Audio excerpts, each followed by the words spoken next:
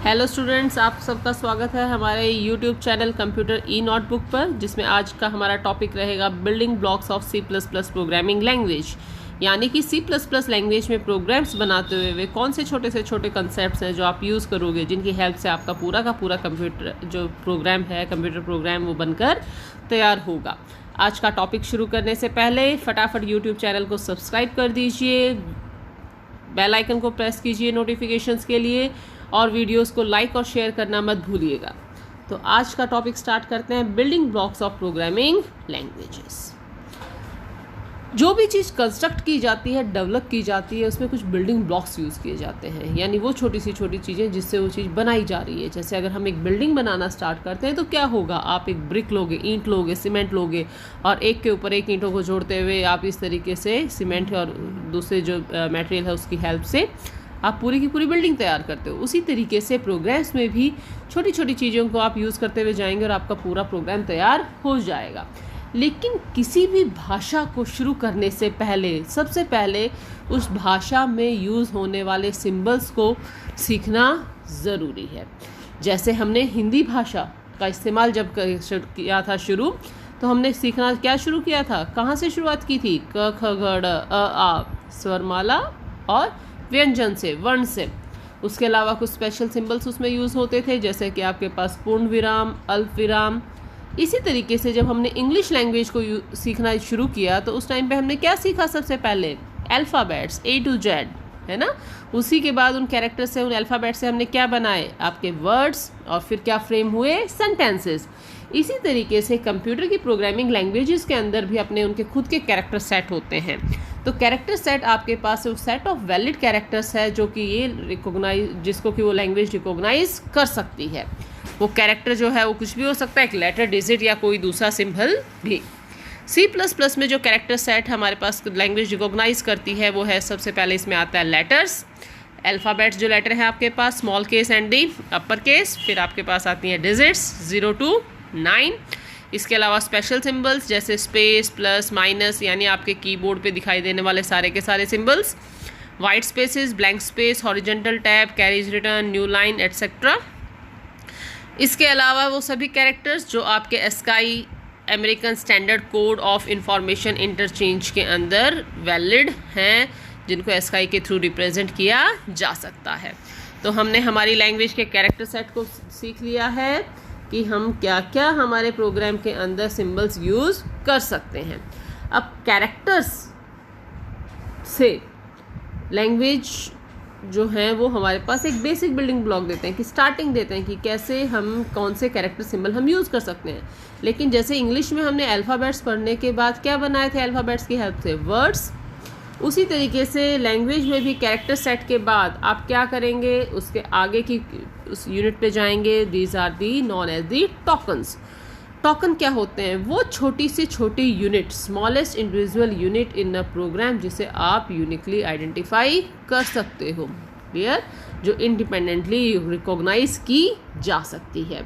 सी plus plus में जो tokens हैं हमारे पास वो मेनली हैं, सबसे पहले आते हैं कीवर्ड्स, फिर आइडेंटिफायर्स, लिटरल्स, कॉन्स्टेंट्स भी कहा जाता है जिन्हें, पंक्चुएटर्स एंड दी ऑपरेटर्स। अब हम इन टोकन्स को वन बाय वन पढ़ेंगे। सबसे पहले जो टोकन है हमारे पास, that is the keyword. Keywords बहुत इंपॉर्टेंट हैं, सो ध्यान से सुनिएगा। वैसे तो सारे ही बिल्डिंग ब्लॉक्स टोकन्स इंपॉर्टेंट हैं। तो keywords, as the name suggest, those words which have a special key, which work as a key, which have a special meaning. तो कीवर्ड्स आपके पास वो वर्ड्स हैं जिनका सी प्लस प्लस कंपाइलर में एक स्पेशल मीनिंग होता है। सी प्लस प्लस कंपाइलर जैसे इस वर्ड को पढ़ेगा वो उसे स्पेशली ट्रीट करेगा, अलग तरीके से ट्रीट करेगा। उसके रिजर्व्ड जो एक्शंस होंगे वो एक्शन स्टार्ट कर देगा जैसे ही वो उस वर्ड को रिकॉग्नाइज करता है। तो इन वर्ड्स को, कीवर्ड्स को स्पेशल पर्पस के लिए यूज़ किया जाता है, जो कि कंपाइलर यूज़ करता है, लेकिन किसी अदर पर्पस के लिए इसे यूज़ नहीं किया जा सकता। आप जैसे ही अपने प्रोग्राम में कीवर्ड इंक्लूड करोगे, जैसे ही वो कीवर्ड कंपाइलर रीड करता है, वो उस कीवर्ड के अकॉर्डिंग, रिजर्व वर्ड के अकॉर्डिंग एक्शन स्टार्ट कर देगा। कीवर्ड्स के बारे में डिटेल्स में हम जैसे जैसे प्रोग्राम करते जाएंगे, जैसे जैसे हम कीवर्ड्स को यूज़ करते जाएंगे, वहाँ हम सीखते जाएंगे। यूजुअली ज़्यादातर जो कीवर्ड्स हैं वो स्मॉल केस में लिखे जाते हैं। अब मैं आपको एक बार कीवर्ड्स की लिस्ट दिखा देती हूँ, लेकिन सभी कीवर्ड्स को हम अभी डिस्कस नहीं करेंगे। जैसे जैसे ये यूज़ होंगे आपकी प्रोग्रामिंग लैंग्वेज में, हम आगे बढ़ेंगे, वैसे वैसे आप इनके बारे में सीखते चले जाएंगे। तो कीवर्ड्स के बाद जो नेक्स्ट टोकन था हमारे पास, that is known as the identifiers. Identifier, identify से मिलके जो वर्ड बना है that is the identifier. Identify मतलब या आइडेंटिटी मतलब पहचान। आइडेंटिफायर जो आपको पहचान सके, यानी आइडेंटिफायर जो किसी भी चीज़ को पहचान सके। तो आइडेंटिफायर वो यूनिक नेम है जो आपके प्रोग्राम के किसी भी एलिमेंट को दिए जाते हैं, जिस नाम की हेल्प से आप उस पार्ट ऑफ द प्रोग्राम या उस प्रोग्राम एलिमेंट को आसानी से पहचान सकते हो। जैसे अगर हम हमारी इंग्लिश के अंदर एक स्टोरी लिख रहे हैं, तो स्टोरी में सीन में जितने भी आपके पास कैरेक्टर्स होंगे उन सबको आप नाम दोगे, जैसे राम, श्याम, पार्क, जानवर, है ना।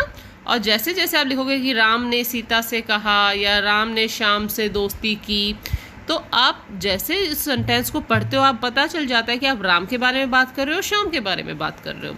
वैसे ही आपके पास जो पूरा प्रोग्राम लिखा जाएगा उसमें आपके पास डिफरेंट एलिमेंट्स होंगे। हो सकता है जिस एलिमेंट को आपने स्टार्टिंग में यूज़ किया है उसे फिर आगे यूज़ करना पड़े सेम, तो आपको उनको रिकॉल करना पड़ेगा।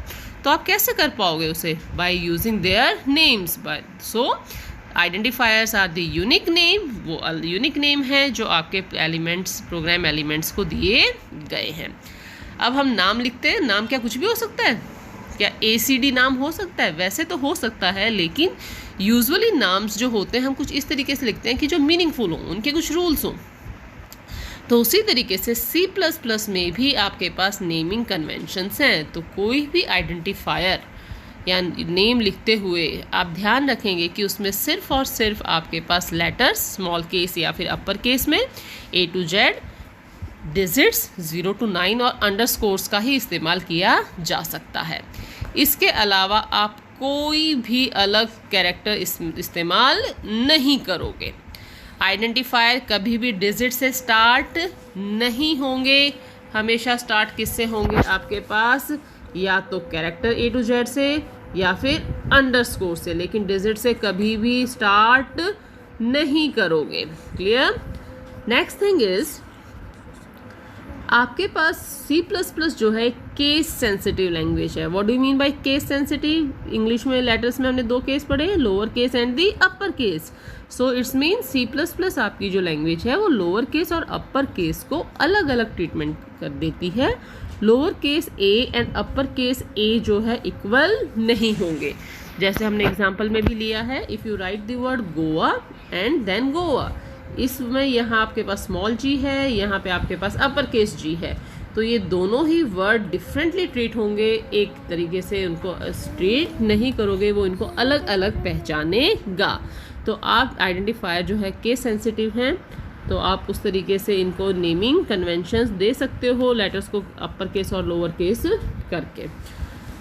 नेक्स्ट जो है हमारे पास कि हमने अभी पहले कहा था कि सिर्फ या तो लेटर्स होंगे या फिर आपके पास डिजिट्स होंगी और या अंडरस्कोर्स, इसके अलावा कोई भी दूसरा सिंबल यूज़ नहीं किया जाएगा। तो कोई भी एस्ट्रिक, डॉट, डॉलर, हैश, कोई सिंबल आप यूज़ नहीं करोगे। And last important convention that is कि कीवर्ड्स को आप एज अ आइडेंटिफायर यूज़ नहीं कर सकते, क्योंकि हम पहले कह चुके हैं कि कीवर्ड्स रिजर्व्ड वर्ड हैं जिनका एक कंपाइलर के लिए स्पेशल मीनिंग है, स्पेशल एक्शन है। तो इसलिए हम इन्हें किसी दूसरे पर्पज़ के लिए कीवर्ड्स को यूज़ नहीं करते। लेकिन हाँ, ये भी है, हमने पढ़ा कि आपके पास जो आइडेंटिफायर नेमिंग कन्वेंशन में कि आपके पास C++ एक केस सेंसिटिव लैंग्वेज है। तो अगर आपके पास कीवर्ड है इफ़ स्मॉल लेटर्स में और आप अगर लिख देते हो कैपिटल I एंड F, तो it is a valid identifier.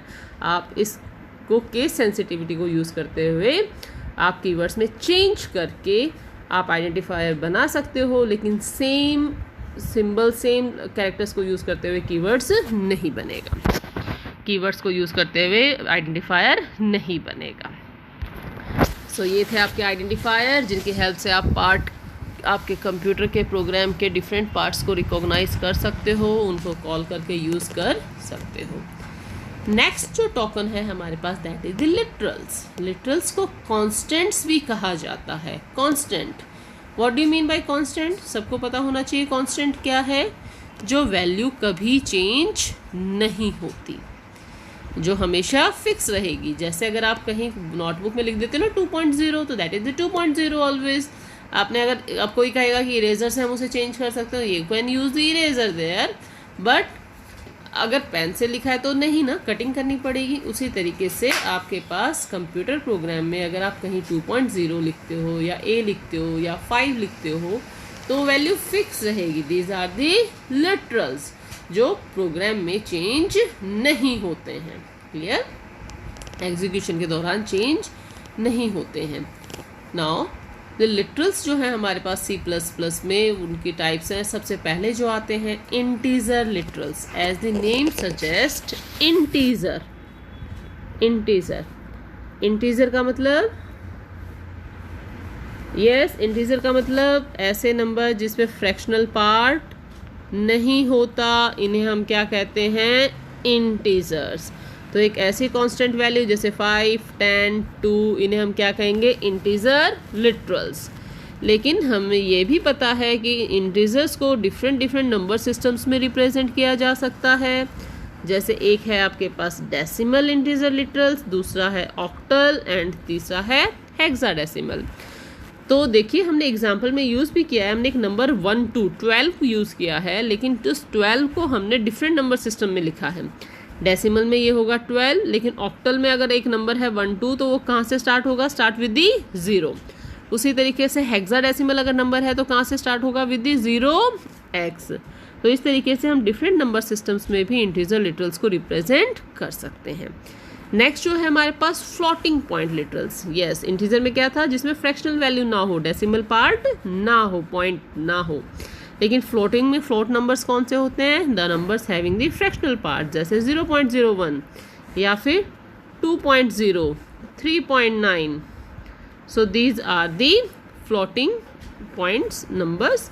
और वो नंबर जो कांस्टेंट हैं, फिक्स रहेंगे in your code, these are known as the floating literals. Floating literals में हमारे पास दो तरह की रिप्रेजेंटेशन होती है, एक एक्सपोनेंशियल के साथ और एक सिंपल डेसिमल के साथ। Next one is the Boolean. Boolean, yes, bool means two values. तो बूलियन लिटरल्स में हमारे पास सिर्फ 2 वैल्यूज़ होती हैं, या तो ट्रू या फिर आपके पास फॉल्स। नेक्स्ट है कैरेक्टर लिटरल्स। कैरेक्टर्स जो होंगे सिंगल कोट्स में रिप्रेजेंट किए जाते हैं। कोई भी सिंबल, कोई भी लेटर, कोई भी डिजिट जिसे आप सिंगल कैरेक्टर में एनक्लोज करोगे, they are treated as the character literals, character constants. Clear? Character एक स्पेस लेता है मेमोरी में, 1 बाइट का स्पेस स्टोर करने के लिए। नेक्स्ट जो है हमारे पास दैट इज कैरेक्टर लिटरल्स के बाद हमारे पास जो आएगा स्ट्रिंग लिटरल्स। स्ट्रिंग्स क्या होती हैं? देखिए, जैसे कैरेक्टर में एक सिंगल कैरेक्टर था, वैसे ही स्ट्रिंग्स में हमारे पास कम्बिनेशन ऑफ कैरेक्टर्स होता है। एक कैरेक्टर की बजाय कई कैरेक्टर्स को एक साथ जब हम लिखते हैं तो दैट बिकम्स द स्ट्रिंग। जैसे किसी का नाम राम, किसी मोहन, हरी, तो ये क्या है आपके पास? स्ट्रिंग्स हैं। These are the combination of the characters. और स्ट्रिंग लिटरल्स को हमेशा रिप्रेजेंट किया जाता है किसके साथ? With the double quotes. String को किस में लिखोगे आप? डबल कोट्स के अंदर। क्लियर? तो these are the string literals. Okay, next जो हमारे पास है स्ट्रिंग लिटरल्स में देखिए हमने पढ़े हैं अलग अलग टाइप के literals, integer, floating, Boolean, character and the strings. Character literals के अंदर एक और टॉपिक आता है that is the escaping sequences, जो कि बहुत ही इम्पॉर्टेंट टॉपिक है। एस्केपिंग सीक्वेंस में शुरू करते हैं। कैरेक्टर लिटरल्स के अंदर जो एस्केप सीक्वेंस है वो कौन से सीक्वेंस हैं? कई बार कुछ ऐसे कैरेक्टर्स हैं जिन्हें हम स्क्रीन के ऊपर जो है रिप्रेजेंट टाइप नहीं कर सकते, क्योंकि उनका स्पेशल मीनिंग होता है C++ प्रोग्रामिंग में। ये आपके पास हैं, आपके पास this one is new line /n। जैसे आप कुछ लाइन लिख रहे हो लेकिन वो लाइन आप चाहते हो कि सीधा जो टेक्स्ट है वो एक ही लाइन में प्रिंट ना हो, उसकी बजाय वो नेक्स्ट लाइन में चला जाए, तो वहाँ जहाँ नेक्स्ट लाइन में जिस कैरेक्टर से स्टार्ट करना चाहते हो उससे पहले हम क्या लिख देंगे /n। तो जितने भी एस्केप सीक्वेंसेस होते हैं बच्चों वो स्टार्ट होते हैं किसके साथ? स्लैश के साथ, बैकस्लैश के साथ। हॉरिजॉन्टल टैब, जैसे ही /t आपकी स्ट्रिंग लिटरल में कहीं भी काउंटर होगा वहीं पर आपके पास ग्रुप ऑफ स्पेसेस वहाँ इंसर्ट हो जाएगा। तो इसी के अलावा एक और इम्पॉर्टेंट है, that is the null character. जब हम आगे आउटपुट स्टेटमेंट्स पढ़ेंगे वहाँ हम इनका यूज़ करके देखेंगे कि वाकई में ये किस तरीके से काम करता है। Next thing is the operators. What do you mean bye operators? Operators सबने यूज़ किए हैं, बेसिक मैथमेटिक्स सबने किया है। तो ऑपरेटर्स क्या होते हैं आपके पास? ऑपरेटर्स आपके पास स्पेशल सिंबल्स होते हैं। वो सिंबल्स जो कि जैसे ही आपका कंपाइलर रीड करता है वो एक एक्शन को ट्रिगर करता है। For example your plus, when you right 5 + 9, तो जैसे ही ये स्टेटमेंट एग्जीक्यूट होगी 5 + 9, तो ये क्या है? ऑपरेटर। ये क्या एक्शन ट्रिगर करेगा? Addition of these 2 numbers. तो ऑपरेटर्स क्या होते हैं आपके पास? वो सिंबल्स जो कि कोई एक एक्शन या एक ऑपरेशन को ट्रिगर करते हैं। ऑपरेटर्स जिन पे काम करते हैं उन वैल्यूज़ को हम ऑपरेंड्स कहते हैं। जैसे हमारे पास यहाँ वैल्यू है इसमें 5 and second one is the 9। So 5 and 9 are the operands and your plus is the operator. Clear? Your plus is the operator. Okay? So हमारे पास डिफरेंट C++ में डिफरेंट टाइप ऑफ ऑपरेटर्स हैं। Operators को detail में हम एक अलग से उसके लिए वीडियो लेक्चर बनाएंगे। ऑपरेटर्स काफ़ी एक इस वीडियो में इन सभी टॉपिक्स के साथ कवर करना पॉसिबल नहीं है।